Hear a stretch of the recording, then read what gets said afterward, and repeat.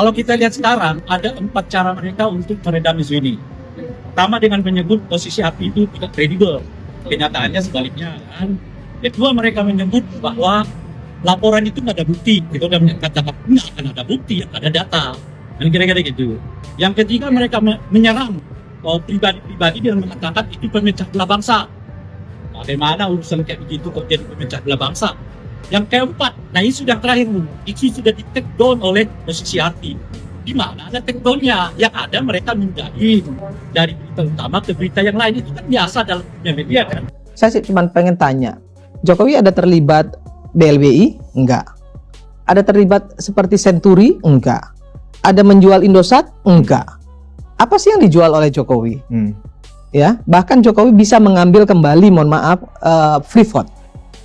Dan banyak lagi perusahaan-perusahaan besar yang tadinya mayoritas sahamnya di atas 70% kemudian dibalik oleh Pak Jokowi dan bahkan tidak diberi kesempatan lagi karena harusnya saham itu lebih besar, mayoritas harusnya ada di tangan Indonesia sehingga mereka kemudian nggak mendapatkan proyek lagi di Indonesia.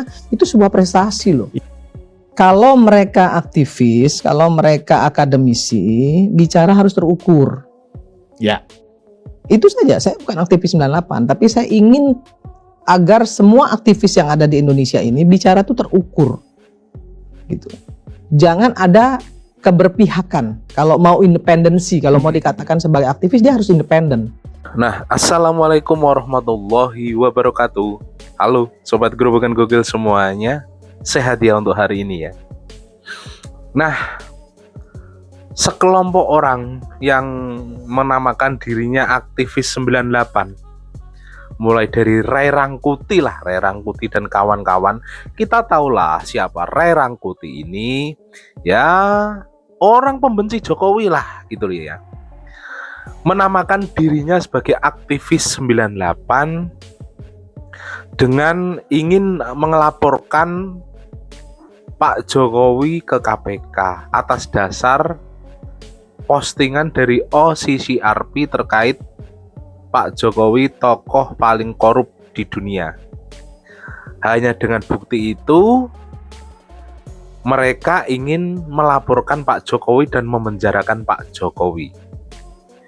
Di lain sisi ada Sekjen Hasto yang sudah terbukti tersangka oleh KPK, mereka malah membela. Ini kan sesuatu yang di luar nurul ya. Mereka ini kan akademisi tentunya. Katanya para pakar tentunya. Tapi kok yang diurusin malah masalah Jokowi mulu. Padahal sudah jelas-jelas. Hal itu sebuah opini saja dari OCCRP. Gitu loh. Bahkan OCCRP sudah meminta maaf. Tidak punya bukti keterlibatan Jokowi pada korupsi. Lah jelas-jelas ini loh Pak Sekjen Hasto sudah tersangka KPK. Lah dia yang katanya aktivis 98 ini bungkam gitu loh. Lah ini saya jadi bertanya-tanya. Sebenarnya ini mereka ini aktivis 98 atau pembela Hasto sih gitu loh ya. Aktivis 98 kok yang diserang Jokowi mulu. Jelas-jelas belum terbukti korupsinya.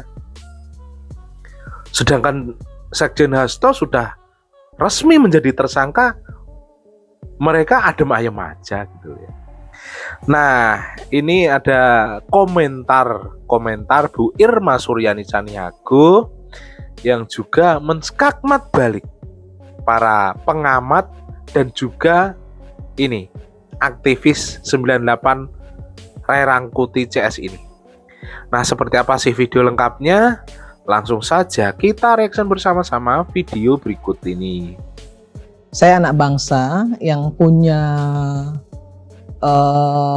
keberpihakan kepada bangsa ini untuk tidak mau menjadi atau dijadikan agen asing untuk mengobrak-abrik bangsanya sendiri. Maka kemudian kemarin saya juga sempat juga meminta klarifikasi ya OCCRRV, tolong dong kasih buktinya, kan gitu. Ternyata mereka itu hanya sekedar meminta informasi dari publik ya terkait dengan siapa sih presiden terkorup gitu ya. Jadi seolah-olah seperti polling lah ya. Minta pendapat lah. Ya, polling. Kan sama-sama kita tahu bahwa banyak sekali para pembenci Pak Jokowi ini yang memang sangat aktif di media sosial. Sementara yang mencintai Pak Jokowi ini nggak butuh juga pertanyaan apakah Pak Jokowi benar korup atau tidak, karena mereka percaya dengan Pak Jokowi. Sebagaimana yang disampaikan, saya selalu bicara Ali bin Abi Thalib. Nggak perlu kamu jelaskan tentang dirimu kepada siapapun, karena yang percaya kamu, dia nggak akan butuh itu. Tapi orang yang tidak percaya dengan kamu, ya kan, dia kan nggak akan percaya juga dengan apapun yang akan kita sampaikan. Nah, jadi sebetulnya sudah benar apa yang dilakukan Pak Jokowi. Ya silakan buktikan saja. Titik di situ. Nah, terkait dengan aktivis 98, saya ingin juga menyampaikan bahwa betul mereka ikut serta dalam proses penggulingan Soeharto. Kita juga nggak bisa menafikan itu. Tetapi harus diingat juga bahwa seluruh rakyat Indonesia ikut melakukan perjuangan. Bukan hanya mereka. Kalau mereka merupakan bagian dari rakyat yang saat itu turun ya, kemudian juga mengambil posisi, saya kira itu sah-sah saja gitu. Tapi nggak bisa juga kemudian ada yang mengklaim misalnya kalau tidak karena kami, nah, itu nggak boleh. Terjadi memang. Itu kan juga nggak bagus ya, menurut saya itu tidak baik gitu ya disampaikan ke publik gitu, karena itu juga mencederai rakyat Indonesia lainnya yang juga ikut berjuang pada hari itu gitu. Betul. Itu kita juga harus nggak boleh menafikan itu juga. Tapi saya juga menghargai apa yang mereka lakukan gitu ya. Kan di situ juga ada, saya juga punya banyak teman-teman saya kok di situ, ada Pius, ada yang lain juga ikut juga melakukan perjuangan itu gitu. Tapi nggak perlu juga lah ya kemudian tepuk dada siapa saya tuh nggak penting juga. Tepuk dada. Ya nggak penting juga. Kenapa? Karena reformasi ini juga sudah kebablasan loh. Jangan salah. Ada kebaikan dalam reformasi, tapi juga ada ketidakbaikan hasil dari reformasi. Sehingga membuat kita hari ini merasa boleh mencaci maki siapapun, menghujat siapapun, menuduh siapapun, itu juga hasil dari reformasi kita kemarin. Dan jangan lupa itu juga. Gitu ya. Jadi ada plusnya, ada minusnya. Jokowi, Bu. Nah itulah yang harusnya kita evaluasi kembali sebagai anak bangsa. Gitu. Saya kira saya sebagai pribadi nggak mau tuh diatur-atur oleh asing, kemudian diperintah-perintah oleh asing. Setuju. Bayangkan misalnya seorang Trump yang rasis, ya kan? Kemudian masyarakat Indonesia meminta Trump, ada orang-orang sebagian, misalnya ada oknum-oknum lah di Indonesia yang kemudian mengatakan bahwa Trump itu rasis dan harus diseret ke PBB karena beliau rasis gitu ya. Nah, apa rakyat Amerika peduli? Nggak peduli. Nggak mau, mereka didikte oleh negara lain. Nah, kenapa kok kita mau gitu? Mau diadu domba padahal sama dari sisi RP sendiri kan mereka memberikan klarifikasi ya, betul. Sudah ada klarifikasi. Saya kira Pak Jokowi tidak menantang KPK ya. Pak Jokowi meminta percaya KPK media asing untuk lucu ya, menantang silahkan. gitu ya. Iya, beda ya, menantang dengan mempersilahkan KPK untuk mencari bukti. Pak Jokowi menyampaikan itu. Iya. Nah sekarang saya ingin balik tanya juga, mereka punya bukti nggak sih? Sekarang saya tanya balik, makanya waktu itu saya tanya, saya tidak ingin menyinggung presiden siapapun atau tidak mau menyinggung siapapun. Saya cuma pengen tanya, Jokowi ada terlibat BLBI? Enggak. Ada terlibat seperti Senturi? Enggak. Ada menjual Indosat? Enggak. Apa sih yang dijual oleh Jokowi? Ya, bahkan Jokowi bisa mengambil kembali, Freeport.